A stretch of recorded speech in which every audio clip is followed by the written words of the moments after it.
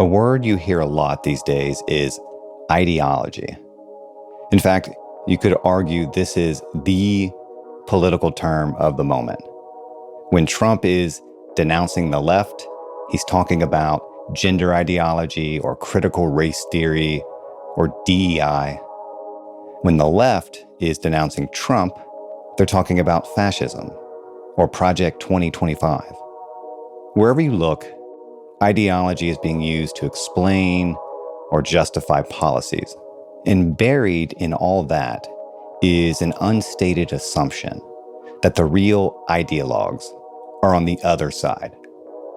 Often, to call someone ideological is to imply that they're fanatical or dogmatic.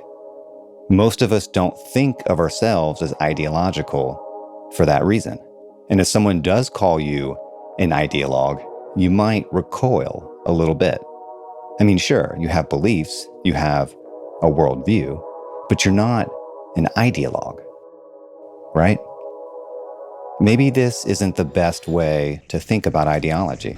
Maybe we don't really know what we're talking about when we talk about ideology. Is it possible that we're all ideological in ways we don't recognize? And if we could see ourselves a little more clearly, might that help us see others more clearly? I'm Sean Illing, and this is The Gray Area. Today's guest is Leor Zmigrod. She's a cognitive neuroscientist and the author of The Ideological Brain. The book makes the case that our political beliefs aren't just beliefs. They're neurological signatures written into our neurons and reflexes. That's a fancy way of saying that how we think and what we believe is a product of the way our brains are wired. To be clear, she isn't saying that our beliefs are entirely shaped by our biology. The point isn't that brain is destiny, but she is saying that the way our brains handle change and uncertainty may shape not only the beliefs we adopt, but how fiercely we cling to those beliefs. A book like this feels especially relevant in such a polarized moment because it's hard to imagine bridging the divides in our society without understanding ourselves and each other much better. And part of that understanding is knowing what's really motivating us. Leor Zmigrod, welcome to the show. Maybe I will ask you to say that again. Oh, did I mess it up? I knew I was going to do it. No. I knew I was going to do it. I was in my head. All right, let's try to get home. Leor Zmigrod, welcome to the show. Great to be here. I totally got it right that time, right? Yeah, you did. You did great. All right. This is a very interesting book, full of a lot of provocative, compelling claims, and we're going to get to all of that. Before we do, I am just curious, what drew you to this question? Why ideology? Well, in many ways, ideology is all around us, but often we don't really know what it is, right? We kind of say, well, an ideology is just a system of beliefs or just a kind of insult we use to kind of demean someone who believes something totally different to us, which we think is wrong. And I was really interested in delving into what it means to think ideologically and what it means for a brain to really be immersed in an ideology and whether that's a kind of experience that can change the brain, that certain brains might be more prone to taking an ideology and kind of embracing it in an extreme and intense way. And that's why in the book, in The Ideological Brain, I really delve into this question of what makes people gravitate towards ideologies and what is it about some brains that makes them especially susceptible. And in doing that, I'm really interested in thinking about ideology in a more precise way than we typically think about it as, which is not just as a broad system of beliefs floating above our heads in an ambiguous way, or something that's purely historical or sociological, but it's something that's really deeply psychological and that we can see inside people's brains. Well, let's take it step by step. What does it mean to think ideologically? What is ideology? How are you defining it, and how is that different from how people typically define it? So the way I think about ideology is as really being comprised of two components. One is a very fixed doctrine, a kind of set of descriptions about the world that's very absolutist, that's very black and white, and that is very resistant to evidence. So an ideology will always have a certain kind of causal narrative about the world that describes what the world is like and also how we should act within that world. It gives prescriptions for how we should act, how we should think, how we should interact with other people. But that's not the end of the story. To think ideologically is both to have this fixed doctrine and also to have a very fixed identity that you really kind of judge everyone with. And that fixed identity stems from the fact that every ideology, every doctrine will have believers and non-believers.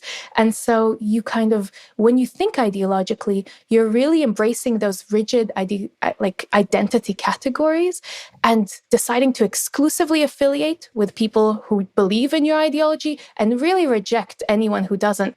The degree of ideological extremity can really be mapped onto how hostile you are to anyone with differing beliefs, whether you're willing to potentially harm people in the name of your ideology.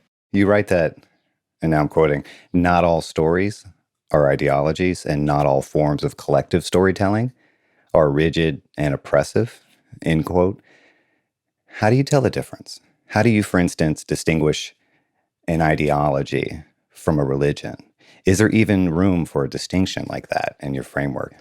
What I think about often is the difference between ideology and culture, because culture can encompass eccentricities, it can encompass deviation, different kinds of traditions or patterns from the past, but it's not about legislating what one can do or one can't do. The moment we detect an ideology is the moment when you have very rigid prescriptions about what is permissible and what is not permissible. And when you stop being able to tolerate any deviation, that's when you've moved from culture, which can encompass a lot of deviation and kind of reinterpretations, whereas in ideology, there is no room for those kinds of nonconformities or differences. What you're doing here and what you do in the book that is interesting to me and novel, as far as I know, is this reframing of ideology more as a style of thinking rather than just a set of beliefs. I mean, as you know, like the conventional way to think about ideology has always been to focus on the content, right? On what people believe, not how they think. And you flip this around. What does this understanding let us see that other definitions missed? What that inversion reveals is that embracing an ideology in an extreme way and thinking really about what are the mechanics of thinking ideologically? What are the ways in which reason gets shifted, how emotion gets distorted, how our biological and kind of even physiological responses to the world get distorted, is that we stop thinking about ideologies as things that just envelop us from outside and that just kind of are almost tipped into us by external forces. And we start to see how it's a much more dynamic process and that we can even see parallels between ideologues who believe in very different things, in partisans to completely different parties, to different missions, but that really it's how they think that's very similar, even if what they think is very different. I mean, some people might be more ideological than others, but does everyone more or less have an ideology, even if they don't think of themselves as having an ideology? I kind of think about ideological thinking as something more specific, that it's this antagonism to evidence, this very kind of tight embrace of a particular narrative about the world and rules about how the world works and how you should behave within that world. And so when we think about it as that kind of fixed, rigid set of behaviors, of compulsions, we see that not everyone is obviously equally ideological. And I don't know whether there's a perfect human being completely without any ideology. But in the book, I do talk about, you don't think so? I don't think so. We'll get there, but I don't think so. I think that you can be a lot less ideological, and that's almost the challenge that I talk about in the book is what does it mean to think non-ideologically about the world, maybe anti-ideologically about the world? And what does that look like? Well, tell me how you test for cognitive flexibility versus rigidity. What kind of survey work did you do? What kind of lab work? So, in order to test someone's cognitive rigidity or their flexibility, one of the most important things is not just to ask them, because people are terrible at knowing whether they're rigid or flexible. The most rigid thinkers will tell you they're fabulously flexible, and the most flexible thinkers will not know it. And so that's why we need to use these kind of unconscious assessments, these cognitive tests and games that tap into your natural kind of capacity to be adaptable or to resist change. And so one test to do this is called the Wisconsin card sorting test, which is a card sorting game where people are presented with a deck of cards that they need to sort. And initially, they don't know what the rule that governs the game is. So they try and figure it out. And quickly, they'll realize that they should match the cards in their deck according to their color. So they'll start putting a blue card with a blue card, a red card with a red card, and they'll get affirmation, the kind of positive feedback that they're doing it right. And so they start enacting this rule, adopting it, kind of applying it again and again and again. And after a while, unbeknownst to them, the rule of the game changes. And suddenly, this color rule doesn't work anymore. And so that's the moment of change that I'm most interested in, because some people will notice that change and they will adapt. They will then go looking for a different rule, and they'll quickly figure out that they should actually sort now the cards according to the shape of the objects on the card, and find they'll follow this new rule. Those are very cognitively flexible individuals. But there are other people who will notice that change and they will hate it. They will resist that change. They will try to say that it never happened, and they'll try to apply the old rule despite getting negative feedback, despite being told that they're doing it wrong. And those people that really resist the change are the most cognitively rigid people, that they don't like change. They don't adapt their behavior when the evidence suggests that they do. And what's interesting about this kind of task is that it's not related to politics at all, right? It's just a game that taps into how people are responding to information, responding to rules, responding to change. And we see how that people's behavior on this kind of game really predicts their ideological rigidities too. Can we say that the point here is that if someone really struggles to switch gears in a card sorting game like that, that says something about their comfort with change and ambiguity in general. And someone who struggles with change and ambiguity in a card game will probably also have an aversion to pluralism in politics because their brain processes that as chaotic. I mean, is that a fair summary of the argument or the logic? Yeah, broadly it is, because people who resist that change, who resist the uncertainty, who like things to stay the same, that when the rules change, they really don't like it. Often that can be translated into, the most cognitively rigid people don't like plurality, don't like debate. They like a kind of singular source of information, a singular argument about a single theory of everything. But that can really coexist on both sides of the political spectrum. So when we're talking about diversity, like that can be a more politicized concept, that you can still find very rigid thinkers being very militant about certain ideas that we might say are progressive. So it's quite nuanced. Are there particular habits of mind or patterns of behavior that you'd consider warning signs of overly rigid thinking, things that people can notice in themselves? Well, it's funny that you say habits of mind, because in many ways, I think that habits are the biggest culprits here. We live in a society that constantly talks about how good it is to have habits and to have routines that you repeat over and over again. But actually, habits are the way in which we become more rigid, because we become less sensitive to change. We want to repeat things exactly in the same way. And so probably the first step, if you're wanting to be more flexible in the way you approach the world, is to take all your habits and routines and interrogate them and think about what it does to you to be repeating constantly rather than to be exploring and navigating change. I mean, I think it's intuitively easy to understand why being extremely rigid would be a bad thing. is it possible to be too flexible? Like, what does that look like at the extreme of flexibility? If you're just totally unmoored and just like permanently wide open and like incapable of settling on anything, that seems bad in a different way. Yeah. Yeah, and what that is a kind of immense persuadability, but that's not flexibility, right? So there is a distinction there because being flexible is about updating your beliefs in line with credible evidence, not necessarily adopting a belief just because some authority says so, but it's about, seeing the evidence and responding to it. You write that we possess beliefs, but we can also be possessed by them. And, that reminds me of Carl Jung's claim that, we don't have ideas, ideas have us. But what are you getting at here? Like, what does it mean to say that we're possessed by beliefs? Does that mean that we are being animated and controlled by them unconsciously, or is it something different? I think that it means that I'll pause here to think about the best, Yeah, no, the please. best, the best, because it's such a massive question. Yeah.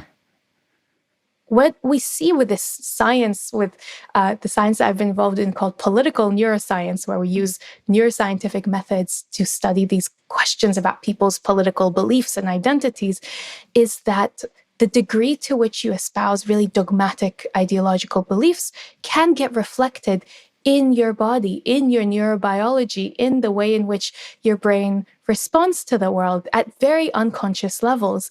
And so it becomes a part of us. And so there's a kind of, I'm losing the word, but there's a kind of expansion or a kind of echoing of your thought patterns, not just in politics, but that they become part of how you think about anything in the world and how your body responds and reacts to anything in the world. And so our politics are not just things outside of us, they're really part of how the human body starts to function. So you think ideologies can really change us physiologically? What we see in a lot of studies is that, and this is obviously a growing field and there are many more studies to conduct, but what we see across these experiments is that ideology really conditions your physiological responses to the world. So in one experiment, they looked at how much you justify existing systems and existing inequalities. So some people think that very stark inequalities are bad and unnatural and maybe things that should be corrected. Whereas others think that inequalities are fine, they're natural parts of human life, and maybe that they're even good, that they're desirable things to have in society. And what we see is that people who believe that inequalities are bad, we see that those people, when they look at videos of injustice taking place, of someone, for instance, discussing their experience of homelessness and the adversity of that, their whole bodies react. Their heart rates accelerate. Their kind of physiological markers of arousal really spike.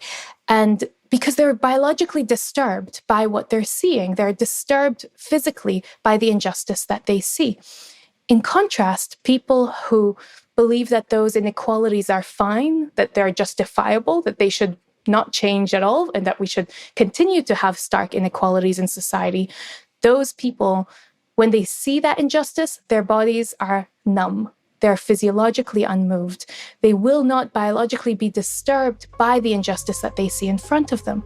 And so you really see how ideology conditions even our most unconscious, rapid physiological responses.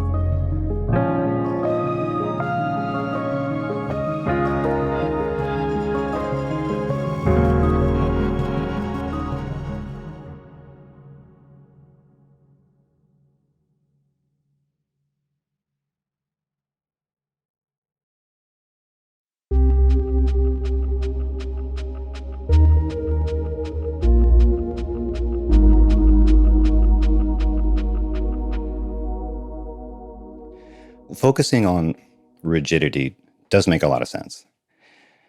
But I can imagine one critique of this being that you risk pathologizing conviction, right? Like, how do you draw the line between principled thinking and dogmatic thinking? Because as you know, one of those codes is good and the other code's as bad. In many ways, I think that it's not about pathologizing any conviction, but it is about questioning what it means to believe in an idea without being willing to change your mind on it.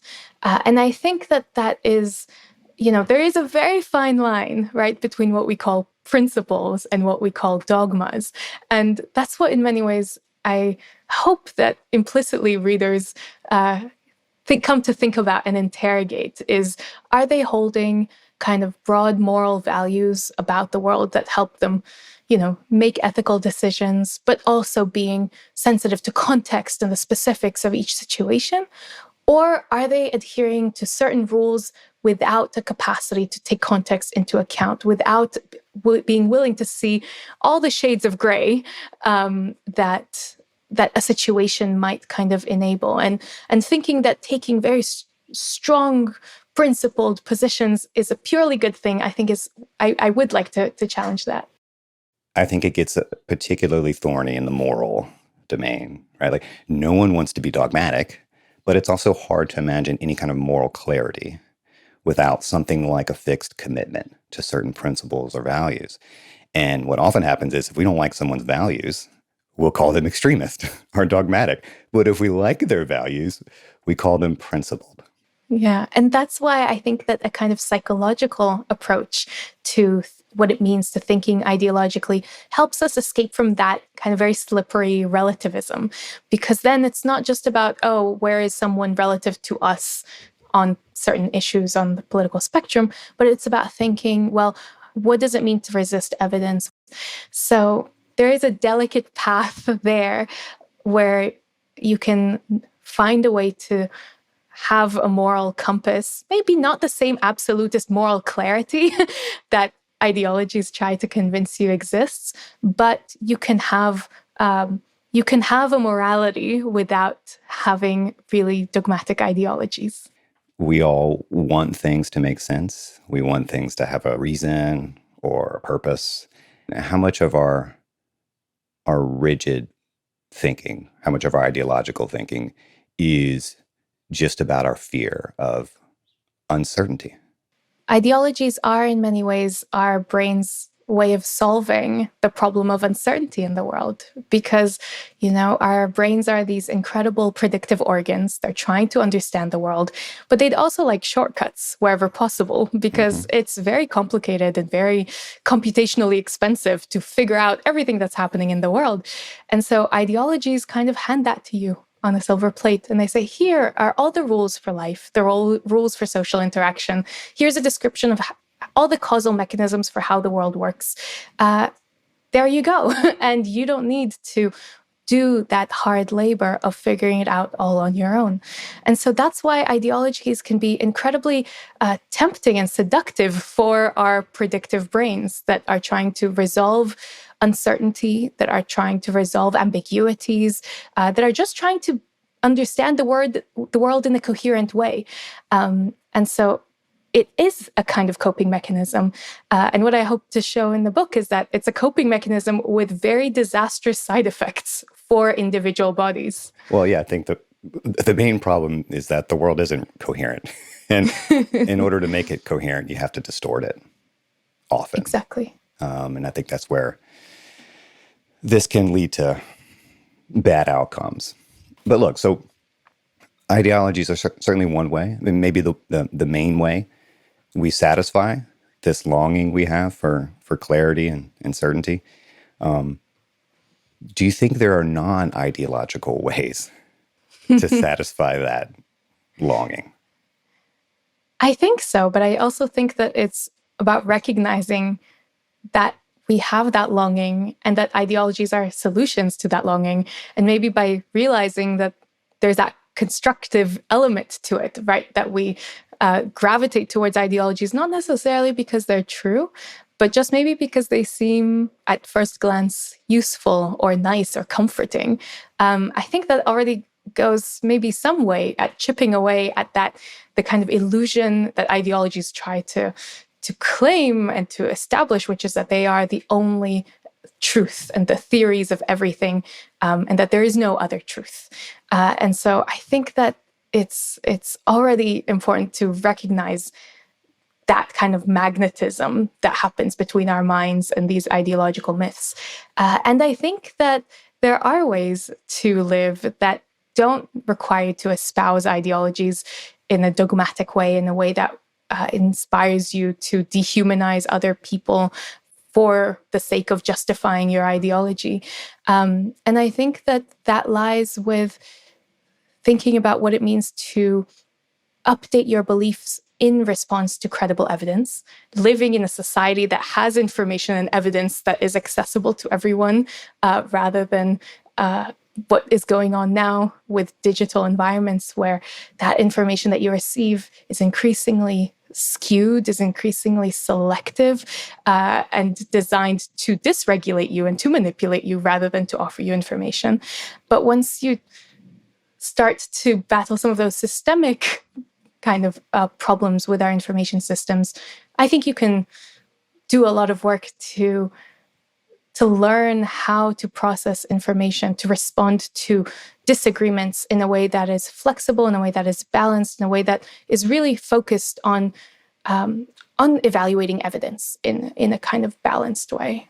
What kinds of ideologies are most seductive to the rigid mind? I think that in experiments, what we find is that people who are most cognitively rigid will kind of adhere to the most extreme ideologies. But that doesn't have to be a purely kind of far-right authoritarianism that we most typically are familiar with. It can also exist on the left. There are also left-wing authoritarianisms. In the studies, we see that the people who are most rigid can exist both on the far left and on the far right, which is important because a lot of times there's been this assumption that it's only the political right that can be rigid. But we see that when we measure people's unconscious traits, that you can also find that rigidity on the left. And I hope that that's a kind of warning signal for a lot of people on the left who think that liberalism and the left are inherently about change and flexibility and progress. Well, it can also attract rigid minds. And so you need to think about, if you want to enact progress that maybe has a liberal flavor to it, you need to think about how to avoid those kind of rigid strains, the kind of dogmatic, conformity-minded, authority-minded way of thinking that exists on both sides of the spectrum. To that very point, somewhere in the book you write that every worldview can be practiced extremely and dogmatically. And I read that, and I just wondered if it leaves room for making normative judgments about different ideologies. But let me put that in the form of a question. Do you think every ideology is equally susceptible to extremist practices? I sometimes get strong opposition from people saying, well, my ideology is about love. It's about, generosity, or about looking after others. Kind of positive ideologies that we think surely should be immune from these kind of dogmatic and authoritarian ways of thinking. But in many ways, what I'm trying to do with this research and in the book is, rather than compare ideologies as, these big entities represented by many people, is to look at people. And to look at, well, are there people who are extremely rigid in different ideologies? And we do see that every ideology can be taken on militantly. Not every ideology is equally quick to becoming violent or to starting to impose rules on others. But every ideology that has this very strong utopian vision of what life and the world should be, or a very dystopian kind of fear of where the world is going, all of those have a capacity to become extreme.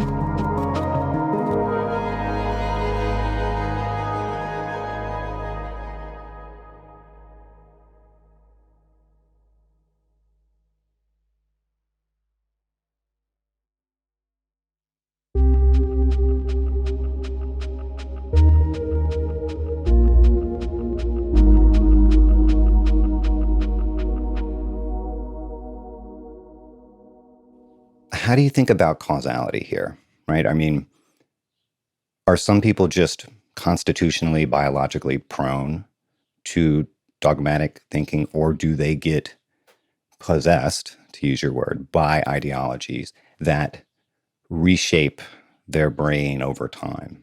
Yeah, this is a fascinating question. And I think that causality goes both ways. I think there's evidence that there are pre-existing predispositions that propel some people to join ideological groups, and that when there's a trigger, they will be the first to run to the front of the line, kind of in support of the ideological cause.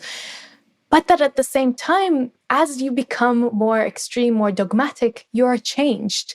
You are changed. The way in which you think about the world, the way in which you think about yourself, you become more ritualistic, more narrow, more rigid in every realm of life. So that can change you too. Just to be clear about what you mean by change, right? When you say it changes our brains, how do you know that? Are you looking at MRI scans and you can see these changes? What do those changes look like?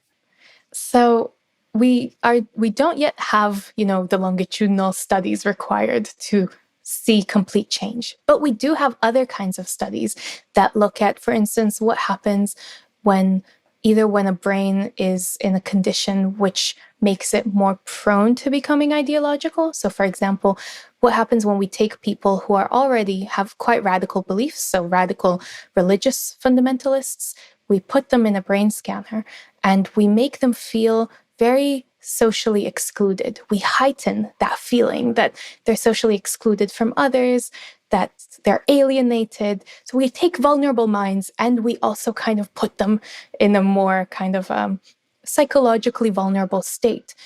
And what we see is that then they become a lot more ideological. Their brains start imbuing every value as sacred, as something that they would be willing to die for, as something they would be willing to hurt others for.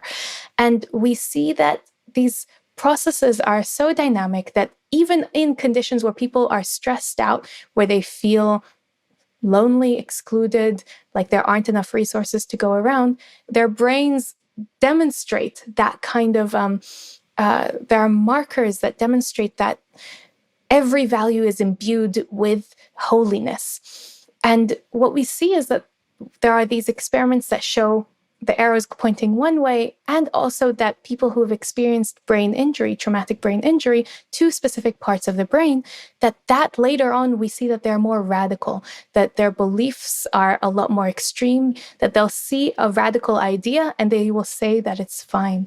And so through these kind of natural studies of either brain injury or about what happens to a brain that is already radical in those environments, we can get a sense that being in a rigid environment, in an environment that is stressful, that is authoritarian, that tries to put in people into that mindset of thinking about every human being as an instrument to an end, that can change how the brain responds to the world and maybe how it functions too. So when these circuits get activated, there are corresponding parts of the brain that light up. Exactly. And that's how you can make the connections. Exactly. Yeah. So that's so fascinating. Now, look, yeah. I know you're being careful about saying causality runs both ways, and surely it does. But I want to push you a little bit, and just like, how far would you go in saying that genes determine political beliefs? Would it be too neat to say that people are born with liberal brains or conservative brains? So what we do know is that there are genetic predispositions to thinking more rigidly about the world. These predispositions are related to dopamine and how dopamine is expressed throughout your brain. So that can be about how dopamine is expressed in the prefrontal cortex, the area behind your forehead responsible for the high-level decision-making, and the dopamine kind of in your reward circuitry in the striatum. And what we see is that there are genetic traits that make some people more prone to rigid thinking. But there's still so much scope for change. These genetic traits are kind of potentials. They can activate risk, but they can also really be subdued. And that's where we can look at also what happens to minds with those genetic predispositions, but that grew up in environments and upbringing that were much more liberal or that were much more authoritarian. Yes, that is what I found myself thinking a lot about. This is not straight up determinism. you're doing here. In your words, we're talking about probabilities, not fates. So our biology opens up certain possibilities. It inclines us in one direction or another. But our environment, our stresses, our communities, our family life, all of that can push us different ways. Can you say a little bit more about this tension between biology and environment? I think there's sometimes the sense that, oh, if you're talking about the kind of biology of ideology, that you're saying everything is fixed and predetermined. But actually, there's huge scope for change and malleability and choice within that. And what we see and what in my experiments I've found is that the best reflection of a person's cognitive style is not necessarily the ideologies that they grew up with, but the ideologies that they ended up choosing. So people who chose to enter a dogmatic ideology and kind of embrace it strongly, even though they grew up in a much more secular, presumably non-ideological upbringing, those people were the most cognitively rigid. Choosing an ideology is the best reflection of your rigidity. Whereas people who maybe grew up really ideological but left that environment are the most cognitively flexible people, more flexible than people who grew up in non-ideological settings and stayed non-ideological. And so there's huge range and capacity for choice. And so our biology doesn't predetermine us. It puts us on certain paths for risk or resilience, but then it's our choices that affect which of our traits get expressed or not. How much room is there for agency here, right? Like if I want to change the way I think cognitively and politically, can I really do that? How much freedom do I have? I think you have an immense amount of freedom. And I think we know that you can change because people do change and people do change the rigidity with which they approach the world. They've changed their beliefs over time. And so if we are all lying on the kind of spectrum from flexible thinking to rigid thinking, and we're all somewhere on that spectrum, we can also all shift our position. So how do people do that? How do they go about bringing that change about? Well, the first way in which we can understand this is by looking maybe what we would say might be the negative change. What happens, what prompts people to think more rigidly about the world? And the best way, and maybe the most sinister way to make people think more rigidly is to stress them out. And we can do that even in the lab. We can stress a body out by either asking it to do something that would make any person socially nervous, like standing in front of a big group and, speaking unexpectedly, or by asking them to do something that would physically stress their body out, like putting their hand in a bucket of ice water. And that just automatically, for any person, all of your body's resources get channeled to dealing with that physical stressor. And what we see is that even in that immediate moment, like the kind of for 3 minutes that pass when your body stresses out, you immediately become more rigid in how you solve problems, in how you kind of solve all kinds of game mental challenges. And so you can see that stress is a huge factor that pushes people towards more rigid thinking. Well, that's a very profound finding, and one I think that maps onto like the historical record. What you find very often in history is that when material conditions in societies decline, when people get more impoverished and deprived and desperate, they become more vulnerable to authoritarian or extremist movements, right? And maybe part of what's going on there is these circuits that are getting induced in people's brains, that stress, those stressful conditions prime them to be more susceptible to these ways of thinking. Yeah, because understanding that a body that is stressed is a body that is more vulnerable to extreme authoritarian dogmatic thinking really helps us understand who is most susceptible and at what times we are all most susceptible, so that we understand why and how maybe malicious agents can take hold of those experiences of stress, of adversity, of precarity or lack of resources, or to actually, create ideological rhetoric that stresses us out or that makes us think that there aren't enough resources to go around. That's a profoundly, powerful way to get people to think in a more authoritarian-minded way. Well, We're in an era, especially in America, but I think this is also true in your neck of the woods, of highly polarized partisan politics. Do you feel like this research has some particular insight into that? Do you think absorbing this can actually make us more intelligible to each other? I think so. I think, first of all, it allows us, by recognizing that actually people at the very ends of, for instance, the political spectrum, or people of many different ideologies, when taken to the extreme, actually start to resemble each other, I think is probably a very humbling insight, because you realize that although you might be feeling like you're fighting for completely different missions, you're psychologically engaged in a very similar process. And so hopefully that is one way to maybe help us understand each other in very polarized times. But I think that there's also this really profoundly individual or personal problem here that you have to confront, which is how flexible or how dogmatic are you, and how would you like to live? You know, rather than just judging other people for their dogmatism, it's about thinking, well, what are the rules that you impose on yourself or on those around you? And can those be actually damaging to your mental freedom? Because those rules we impose on ourselves, reduce our capacity to think authentically. The end of your book imagines a mind that's ideology free. Do you really think that's possible? Do you think we can live without ideology?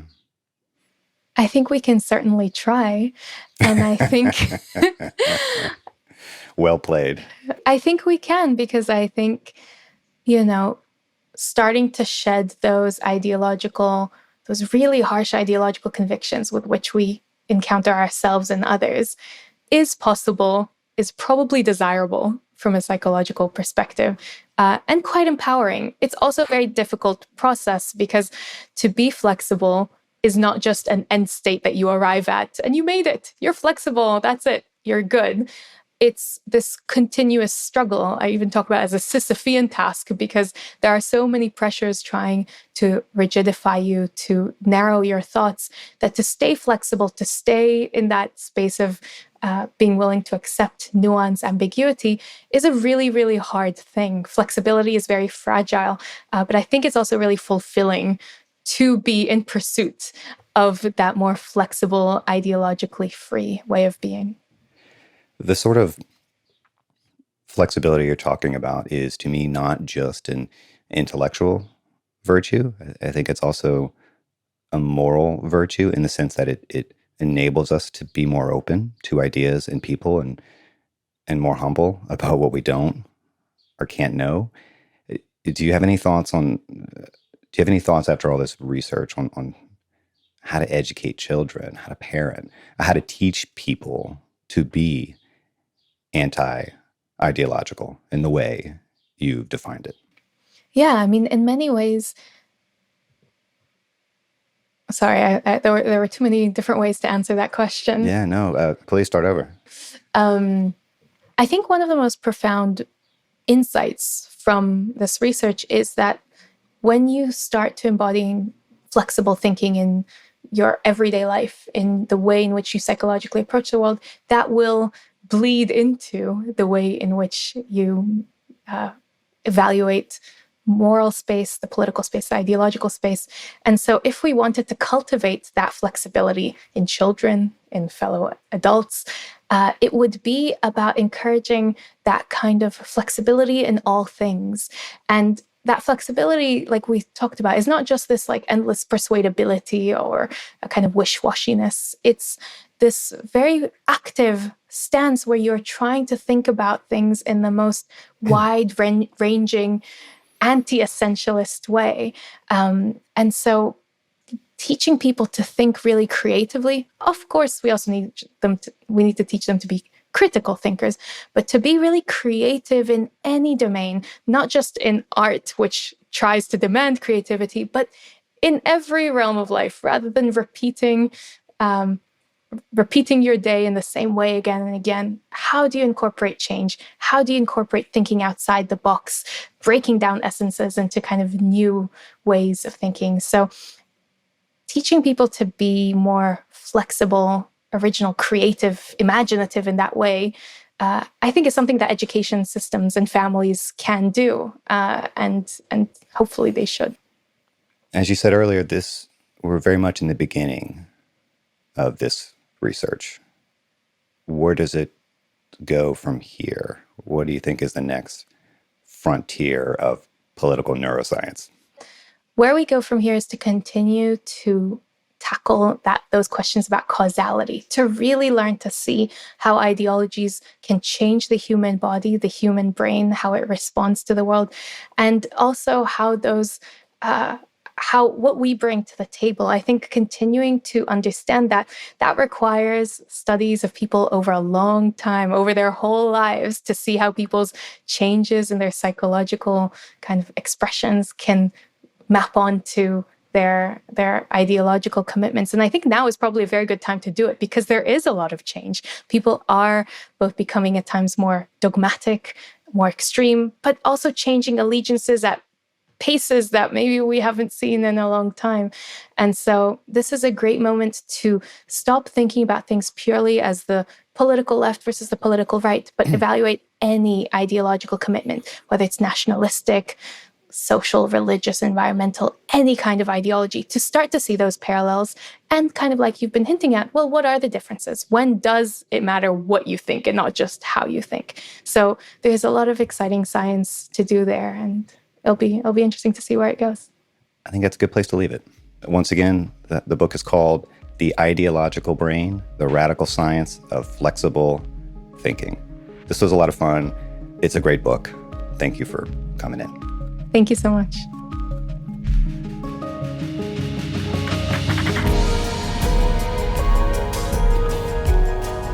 All right. I hope you enjoyed this episode. One thing I really appreciate about what this book is doing is that it just speaks to how complicated we are and how complicated our beliefs are. And that should be humbling in a lot of ways. But as always, we want to know what you think. So drop us a line at thegrayarea@vox.com. Or you can leave us a message on our new voicemail line at 1-800-214-5749. And if you have time, please go ahead, rate, review, and subscribe to the pod. This episode was produced by Beth Morrissey, edited by Jorge Just, engineered by Christian Ayala, fact-checked by Melissa Hirsch, and Alex Overington wrote our theme music. New episodes of The Gray Area drop on Mondays. Listen and subscribe. This show is part of Vox. Support Vox's journalism by joining our membership program today. Go to vox.com/members to sign up. And if you decide to sign up because of this show, let us know.